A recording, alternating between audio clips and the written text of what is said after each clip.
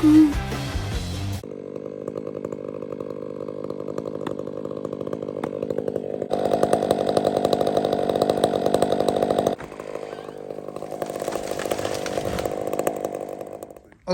friends, this is tree 2. We have a hydro line here, like within striking distance, like most definitely within striking distance. This tree is, you can see it, I'll take you right up the top. She's going straight up the driveway, like dead straight up the driveway. And it's a good shot for it. You can see the bones on her here. It's a good shot. It is, but it's not really where they want it. They want it up here. This is their working zone and their area. The green patch, not a big issue. They're gonna be working in here with machinery. They've got a nice, so what you'll have here now is a wraparound driveway where Sylvia is. She'll come around, they'll loop this out, pick out this, clean it up, and put a nice big sloop instead of this washboard. I see, it looks like you guys have almost been trying to get this clean here. Is that a hand job? It's a hand job, but it all washed out. It did, didn't it? Right, yeah, it just came right down here and took out this whole thing. Yeah, see, these trees are all, you got information on all these, on these marks, don't you? On these trees. Yeah, every one of them. I love it. Guys. So this is my contribution to this piece of land through you guys. So I might just turn the camera over to Bear. Friends, this one's leaning up the driveway, but I'm gonna do what it takes to get this sucker up the driveway. This is what we're dealing with, so I gotta make a high stump because this will come up. This will come up into the stump a bit, and when you're banging wedges on a tree that's got flares anywhere, you can see this here, you will break wood. Come up into a straight grain cylinder. I'll be cutting this thing up right here, friends. Seriously, I'll be cutting that up nice and high, and we gotta nurse these bones over and get it to hang on the stump long enough to go in there. Which means 2 things. Depth of undercut is huge. A lot of people don't think about that, the depth of your cut. Also, she's gonna be an open face because I need it to travel, and not go a little narrow one and pop and snap off into that green space. I'm trying to do my best to keep it up high. So I'll hand the camera over to Barry, and I'll just start cutting. Barry, you can walk around on the undercut and do whatever you like, but when we go in the back, I'll get you behind us. Yep. Let's put on our buckandbillyray.comers. I'm freaking loving this 500, I'm telling you.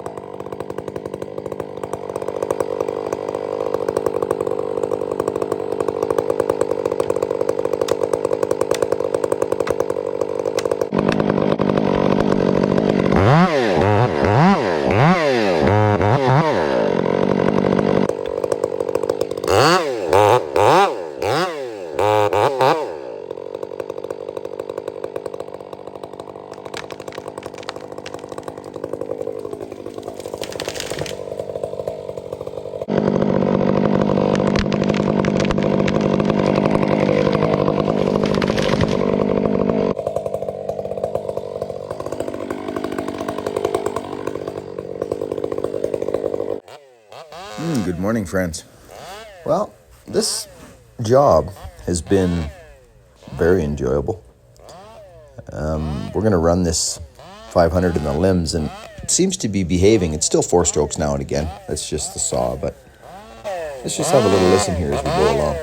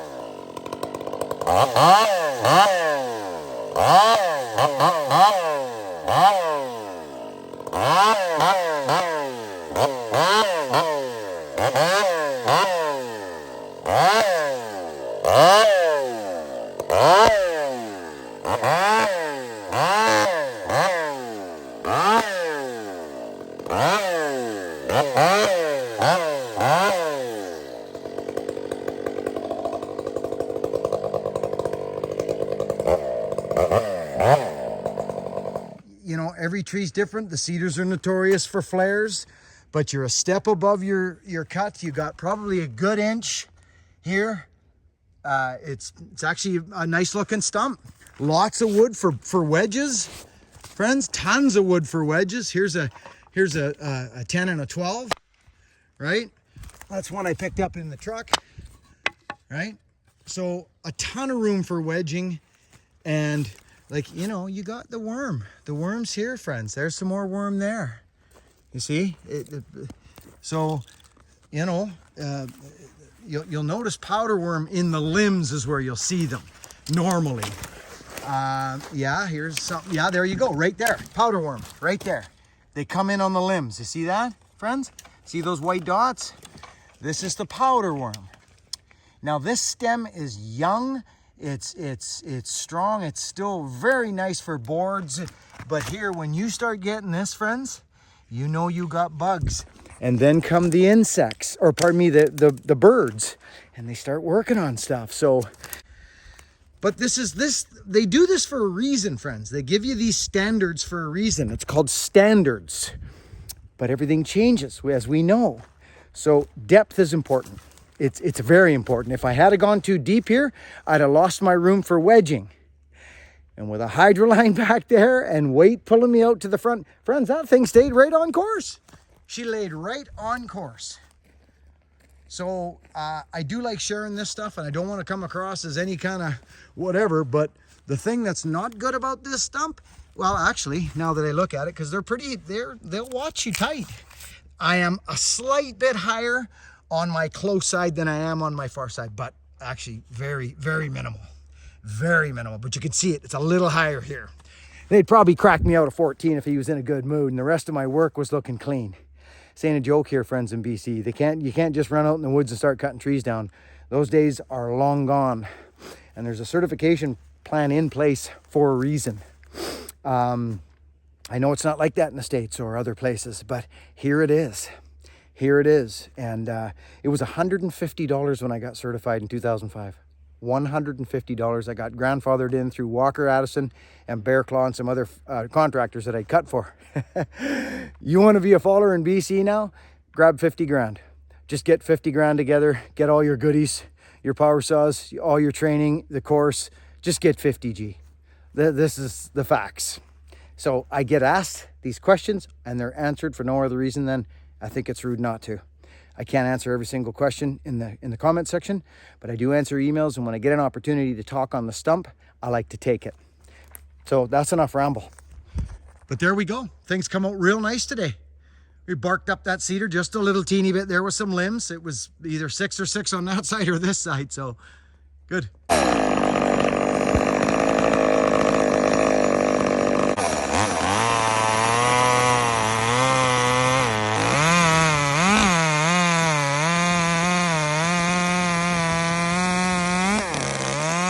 So friends, in developing products and little, research and development on these things, there's no other way than to get in it. You can design something, you can put it on, you can go, oh, well, this is going this way or this is going this way. This is a little set of dogs that Eric and I have been working on at Ripsaw. You can go too far, you can make things that are, these are small saws, friends. They're small saws. They don't, you know what I mean? They can't take a lot of abuse. So you just need that little bit of bite.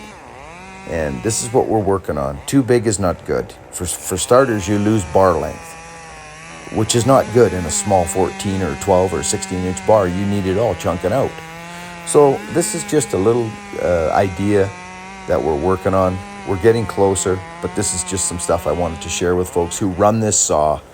And this Ripsaw, I've been very impressed with their attention to ideas and open to them. They build good saws, and on the West Coast here, we do things a little bit differently, but the whole thing is the same. We're cutting. So Ripsaw, kudos to you, and thank you for jumping on this, because I need these on my saws. I just do. Friends, I love yous all. Enjoy the rest of this. We'll catch you on the next video.